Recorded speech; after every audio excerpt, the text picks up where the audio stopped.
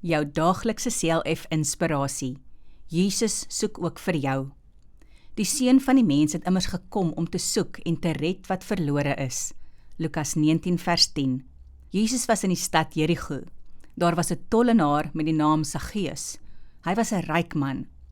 Toe Jesus verbyloop, het hy in 'n boom geklim om Jesus te sien, want hy was 'n klein mannetjie. Jesus kyk toe op en sê vir Saggeus dat hy by hom wil tuis gaan vir die dag. Die mense was ontevrede omdat Jesus by 'n sondige man wou gaan bly. Saggeus het daardie dag besluit om die Here te dien. Hy het beloof dat hy al die geld wat hy oneerlik van die mense gevat het, sal teruggee. Ook het hy besluit om die helfte van sy goed vir die armes te gee. Jesus het aarde toe gekom om verlore mense so Saggeus te soek. So soek Jesus ook vir my en jou. Die Here het elke mens op aarde lief en wil nie een laat verlore gaan nie.